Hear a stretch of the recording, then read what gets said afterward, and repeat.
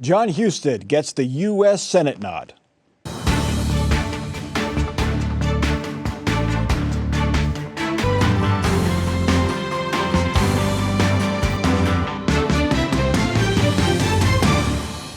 Welcome to Columbus on the Record. A couple of months ago, Jon Husted was not among the top names thought to be in the running to replace J.D. Vance in the U.S. Senate. Husted was going to run for governor, taking over for term-limited Mike DeWine. Then Vivek Ramaswamy's profile rose, and he became the likely Trump-endorsed candidate for governor in 2026, putting Husted's bid in jeopardy. So to avoid a risky primary fight, Husted looked to the U.S. Senate, and today Governor DeWine gave him the nod. I have worked with him. I have seen him. I know his knowledge of Ohio. I know his heart. I know what he cares about. I know his skills.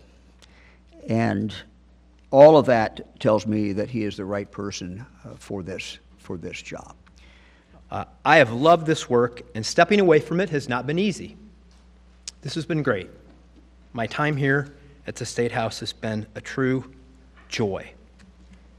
But representing Ohio in the U.S. Senate is an amazing opportunity. I mean, it is amazing. What's amazing, Jesse, is how long this took and the tortured process it took to get here. In the end, what convinced Mike DeWine to appoint Jon Husted to this seat? Yeah, I mean, he talked about how well he knows Jon Husted. They've worked together for the past 6 years. I remember when Jon Husted joined Mike DeWine's gubernatorial bid, Husted was running for governor at that point, too. So I think really the only thing we thought stood in the way was Jon Husted wanting to be governor. And I think Husted was weighing these two very valuable opportunities and settled on Senate as something he wanted to go forward with. Mike Konidakis, when you leave a job that you like for another job, whether, for whatever reason, it's always bittersweet. Sure. Watching this news conference today, it seemed a little more bitter than sweet for Jon Husted.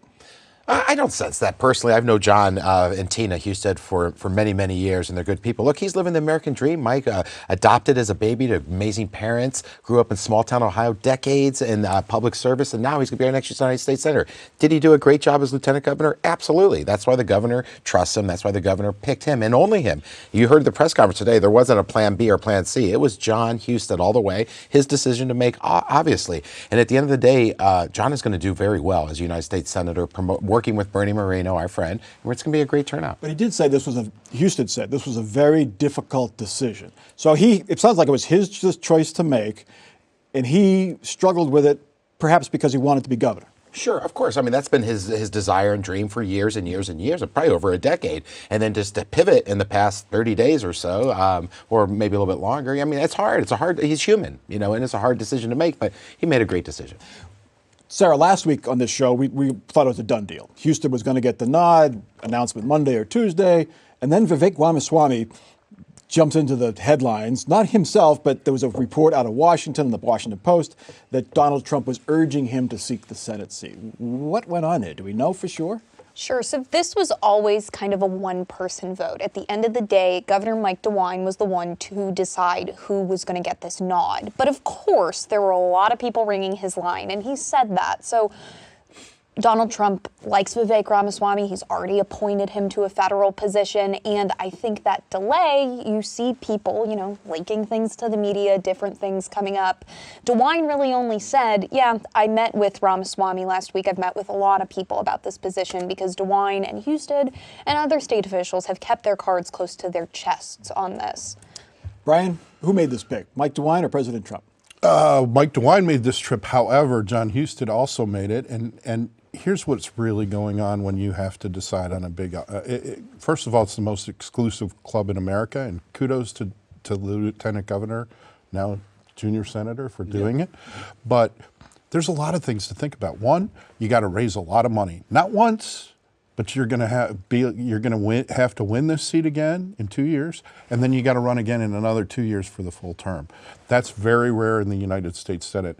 So you're lining up and figuring out where's your money going to come from. You got to do that. Secondly, with Donald Trump, everything is about what's he going to do. His endorsement matters. So you got to make sure he's going to endorse him.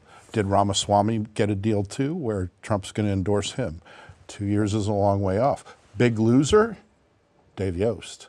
Now all of a sudden Dave Yost has Ramaswamy and potentially a Trump endorsement against him. We'll get to that in a sec, because I think I have a maybe different take on that. But Jesse, was Ramaswamy entering here? Was it because John Husted was happy? I mean, he also has to move his family to Washington, D.C., where he has a good reputation at the State House. He was poised to be the next governor, but now those plans have derailed. So maybe he was having cold feet. We don't know for sure. But what do you think happened there with Ramaswamy from your perspective? I mean, I think there has been reporting out for a while that John Husted was the front runner. And so we've had a few weeks where he has been the front runner and yet had not been chosen yet. So was he considering all of his options during that period of time? I think that's likely. I think that was what we were hearing from people, that this was a tough choice for him to make. And you do have the Ohio governor Republican primary kind of looming. What is that going to look like? Who is going to get involved? Is Ramaswamy? We know Dave Yost, the attorney general, is also planning a bid for governor. And so that primary is also going to be pretty contentious. So which one do you want to hop into? Mike, to that point about Dave Yost, now it could be one-on-one, because Ramaswamy says he's going to run for governor. Yost says he's going to run for governor. So it's Yost, Ramaswamy, maybe another candidate might jump in. But if it's one-on-one with those two, Yost is a statewide winner here. And 2 years is a long time in Trump world. Ramaswamy could fall out of favor. Now Trump doesn't have John Husted to worry about in a primary. Well, you're absolutely right. Look, Dave Yost and Darlene Yost are dear personal friends of mine. They're great people, and he would make a great governor, and she'd make a great first lady. What Dave has to calculate moving forward is does the Trump endorsement go one way or the other? Can he get it, or would Vivek has to perform with Doge at the end of the day. If he bombs and fails with Elon Musk, he's not going to have great credibility to come back in Ohio. And Vivek, while he's an internet star and he looks good on TV and gives great sound bites, there's a lot of Ohio that knows Dave Yost first and foremost, before Vivek Ramaswamy. So this is not a shoo-in for Vivek. God bless him, I like him. And I think Dave's in a good position on a one-on-one. Democrats would rather face Vivek, right, Ryan? Well, I think there's differences with both. I think Yost has some real problematic things in his background, including the issue with the young girl that went to Indiana over the abortion issue. I do think that, I hate to say it, but we have a misogynist and sort of racist way in which in a general election it is an uphill battle for anybody who is a little different in this state to pull together and win. It can be done. Ken Blackwell did it, but he didn't have primaries. When he did have a primary and he beat Petro, he subsequently lost the race for governor. And Sarah, 2026, there will be a race for Senate on the ballot. Sherrod Brown is the person who's been talked about. A Sherrod Brown-John Husted race would be very interesting if Sherrod Brown decides to pull the trigger and run. Interesting to say the least. I mean, Ohio is a red state. I don't think anyone's questioning that. But of course, nationally, oftentimes the trend is 2 years after a presidential election, there's some sort of backlash at the administration, no matter how well that administration is performing. That's not perfect, but of course you may see Democrats having a little bit of that bump. And Sherrod Brown is really a popular figure in the state. He, of course, lost. Bernie Moreno beat him, but Bernie Moreno underperformed Trump by about 8 points in a year that Trump won the state by 12 points. So. And Donald Trump will not be on the ballot in 2 years or in 4 years. Anyway, next week is a big one for Republicans. After Donald Trump takes the oath of office, the GOP will hold the White House and both chambers of Congress, and conservatives control the U.S. Supreme Court. For Ohio, one of their own, J.D. Vance will be vice president of the United States. The question for Ohioans is, how will this affect the state, its people, and its economy? Mike Gonidakis, the good news for Republicans is you're in control. The bad news is all these problems are yours. So what do you expect Donald Trump's first priority will be as he takes the oath next week? I suspect that he's going to secure the border. He's going to make us safe. He's going to put plans in place to make sure that the bad guys are out of this country, and there's a lot of bad guys in our country right now. Look, I'm going to be with J.D. Vance late next week for the March for Life. I'm going to see him out there. It's our annual Right to Life event, and I know he's excited to promote that. But the good news is President Trump has a mandate. Look at all the states he won the blue wall, I think is what you guys call it.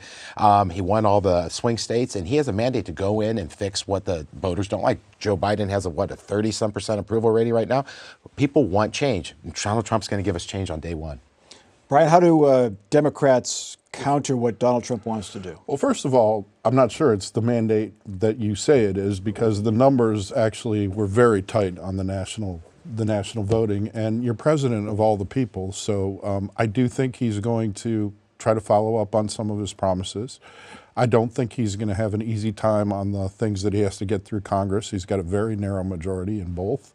A little more room in the Senate than he has in the House. He already has made some decisions that are going to cause him trouble. Mike Turner saying that basically he was taken out of his chairmanship because of Mar-a-Lago. Congressman from Dayton. The congressman from Dayton. I think, you're going to have people that really are going to think independently. You're already hearing Mitch McConnell on a couple of the appointments now starting to hedge. So it's not going to be as smooth as people think it is. But he does have people. He did get elected on a plan, and people are going to follow it. As far as J.D. Vance, tough to be vice president, hard enough in normal circumstances. You got Donald Trump and all of him sucking most of the attention out of things, and then you got Elon Musk and Vivek Ramaswamy. It's going to be tough for him. What does Jesse Balmer? What does J.D. Vance mean for Ohio? I mean, does Ohio see any direct benefit other than the fact that he is there? I mean, Mike Pence, I'm not sure how much Indiana benefited from him, or California from Kamala Harris. Yeah, I mean, I think it helps to have someone in the room where the conversations are being had, especially when we have Bernie Moreno as a new U.S. Senator. Now John Husted is going to be a new U.S. Senator. We lost a lot of experience and tenure in Washington recently in those roles, with Rob Portman and Sherrod Brown leaving those positions. And so just having someone who's in the room when you need to call about a business deal or can this business come to Ohio is probably beneficial. Huge. Sarah, what kind of, getting back to John Husted, now we talk about the what's going to happen in Washington. What kind of Republican do you think John Husted will be in the Senate? Will he be a full-fledged MAGA Republican like Senator Kennedy from Louisiana, or will he be more of a moderate, vote with Trump most of the time, but not be full-throated in support? I think that's to be determined. He's obviously an ardent supporter of Donald Trump, and I think he said that. He's already said that he plans to vote for all of Trump's nominees, so I think the expectation is that he is going to rubber stamp a lot of what Trump puts forward. But of course, he does have, I believe, DeWine and him have a close relationship, and DeWine is seen as this kind of outgoing establishment Republican, and I don't mean outgoing in the, but an older sense of Republican that is fewer and fewer in this state. And of course, they have this close relationship. So it'll be interesting to see, how he carves that path. How do you see, now both of our senators are rookies, real rookies, Mike. How do you see them navigating this Trump situation? I mean, they might disagree with him on things like aid to Ukraine or something like that. Look, both new senators from Ohio also understand what their constituents want in the base in Ohio. President Trump won Ohio twice by 11, 12 points. It's a very ruby red state. So you're seeing Senator Moreno and John Husted, Senator Husted, I should say, they're going to follow the will of their constituents, especially John, who has an election in 2 years, and to avoid a costly primary as well. So I think you're going to see, and I know John personally, of course, and he's going to want to further advance the Trump agenda because it helps Ohio. Look, we just had a big company come into Ohio the other day, and I suspect Vice President J.D. Vance had a lot to do with that. We'll get to that in a sec. But first, one thing that happens in the days and weeks after an election is politicians let their guard down. They tend to speak more freely with the next election pretty far off. Well, this week, the leader of Ohio's Republican Party said publicly what most strongly suspected. Alex Triantafilou told a party meeting in Northern Ohio that they did their job campaigning to defeat the redistricting amendment because they confused voters. He said, quote, "Confusing voters was not such a bad thing." Well, voters were confused, and voters were swayed by President Trump's calls to vote no on Issue 1, the redistricting amendment, and it went down to defeat. Brian Rutherford, I mean, this is no surprise. We knew what the strategy was. What do Democrats, what do supporters of redistricting reform do with this news? Anything? Well, first of all, it's no big surprise. But secondly, it doesn't take away from the fact that they had to be very specific in how they were messaging, and obviously the messaging was off because they didn't counter it effectively. The supporters of Issue 1. And but more importantly, what does it say about what political operatives are thinking about the actual people that they represent, that they can pull the wool over their eyes, they can change things.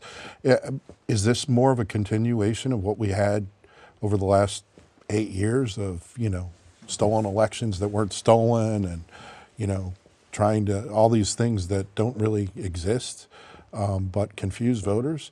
I think that's new politics, and I think it's sad. Mike, confusing voters is not illegal. It's a well-known political strategy. Is it wrong? No, because the voters weren't confused. Look, the Maureen O'Connor side he had said 30 to 40. He said that the head of the Republican Party said voters were confused and it worked. Well, I wasn't confused. No one around this table was confused. And I don't think the average voter was. They voted no because they didn't like what was on the table. I respect the voters even when they disagree with me and they vote the other way.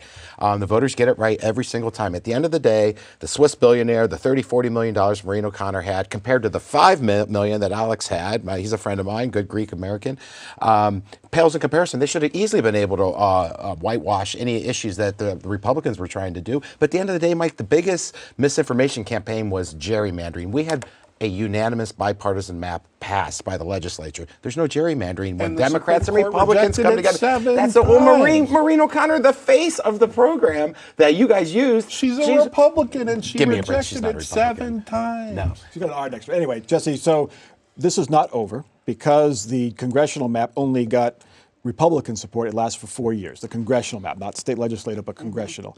So we have to draw maps again.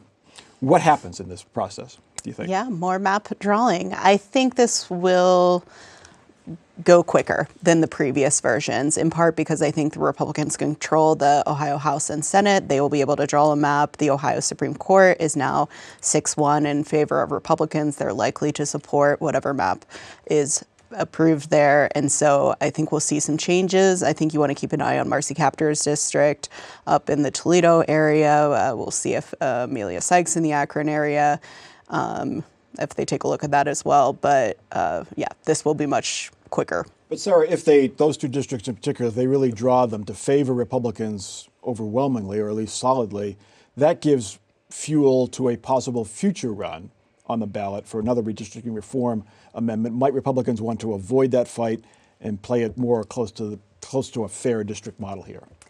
I mean, it's tough to say, but I don't know. I think that, it was a pretty resounding loss for the supporters of Issue 1. I don't know how ardently they're going to want to try and get back on the ballot. Of course, you had Trump at the top of the ballot and Trump saying, vote against Issue 1. I think we really should not underestimate how powerful that probably was to voters as well. But I don't know how quick supporters are going to be. It's really, really expensive to mount a ballot campaign. So, and I'm not sure where the donors are going to be, but at some point, I do think that there will be an effort. I would hope that Governor DeWine is at his word that he wants to pass sort of an Iowa style and do something a little differently. The fact of the matter is that there are a lot of Democrats in the state of Ohio, an extremely large amount.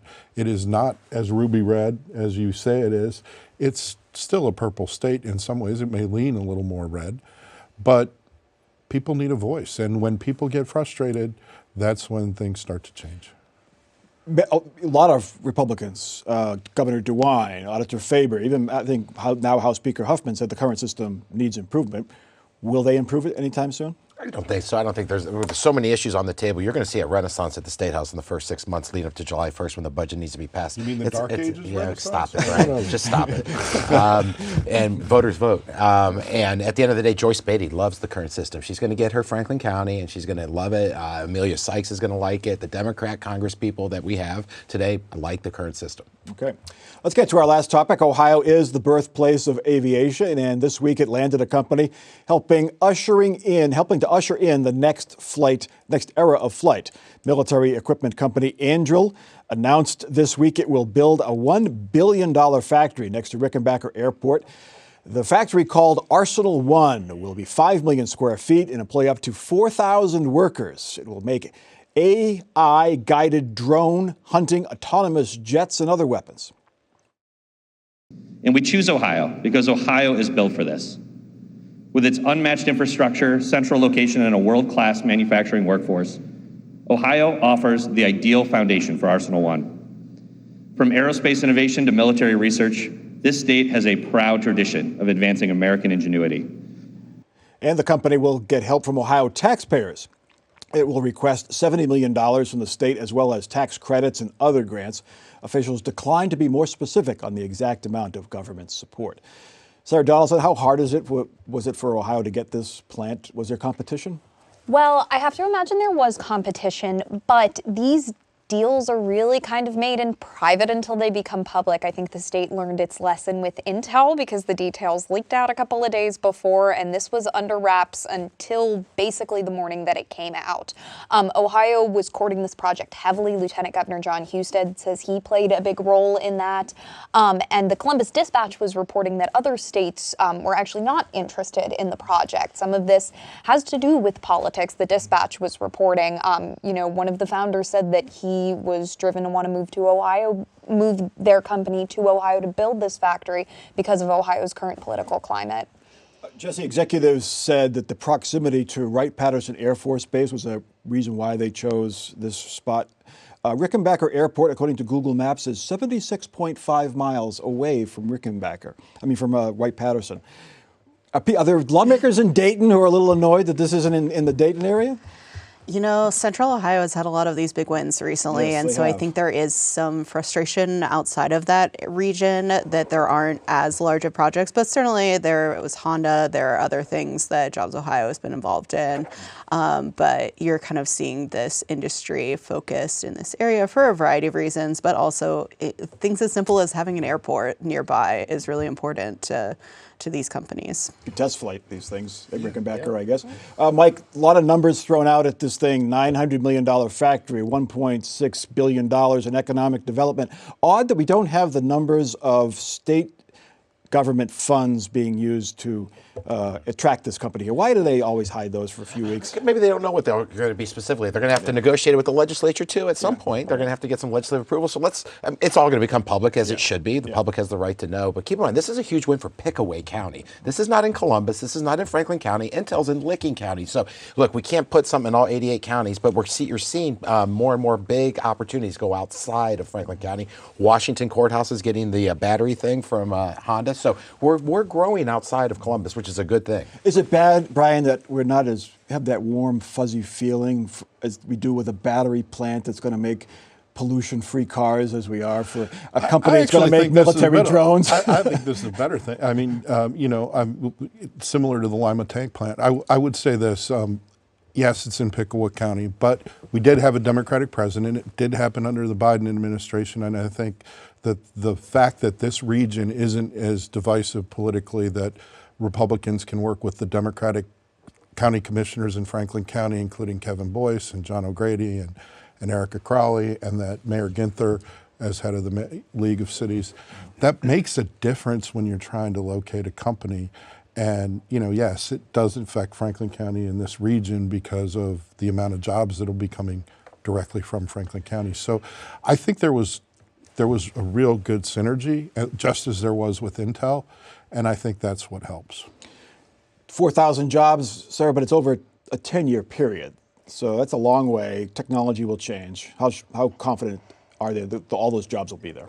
I think they are confident, but I will express, like I express with any of these public-private partnerships, of course, you've seen Intel roll out the blue carpet and there's all this excitement when they first come, but then there's delays and there's federal funding snags and construction's behind. And so, these projects are very exciting when they're announced, but there are a lot of hurdles to clear. And you're talking about a very young company, a startup company that has splashy funding and splashy ideas. Startups implode all the time. We shall see. Lordstown. Let's get to our final off-the-record parting shots. And Brian, you're up first. Today, on the way out of office, President Biden said that he believed that the ERA was, in fact, law. It has to be, actually, the archivist has to put it in place. There's a little bit of arguing back and forth over the timeline of it, but 2/3 of the states have ratified the ERA, and it's high time we recognize women in that way. Okay, Mike. Mike, we just spent a bunch of time talking about Angela, which is great, but you said 4,000 jobs, and that's important because the mayors of our suburbs, in the Dublins, the Hilliards, the Bexleys, they better get off their can and start allowing more housing. Because where are we going to put these people? We have a housing problem, and the mayors of these suburban white cities, rich white cities, are refusing to allow more housing to come in. Sarah. Watching the developments, lawmakers are in very early negotiations on an omnibus energy proposal. They've been talking about it a little in the last week or two when we're talking about these data centers and all these manufacturing plants. We also got to have conversations, lawmakers are saying, about how we power all this. And Jesse. Hopefully Democrats and Republicans can come together to support the Ohio State Buckeyes in their national championship bid. Yeah. Any bets? Who does Mike DeWine bet if it's Notre Dame? I guess, does the Indiana governor make a bet? I think he actually did make a bet with the Indiana We'll governor. see how that, he haven't had good luck with those bets lately. Anyway, go Buckeyes. TikTok is coming up, this decision next week. I'm not on TikTok. I shan't TikTok. We'll see how that works out because we're not on TikTok here on this show. We are on digital media. You can continue the conversation. Visit our Facebook page and also watch us anytime on your time at wosu.org/COTR. We're also on YouTube and the PBS video app, but not on TikTok. For our crew and for our panel, I'm Mike Thompson. Have a good week.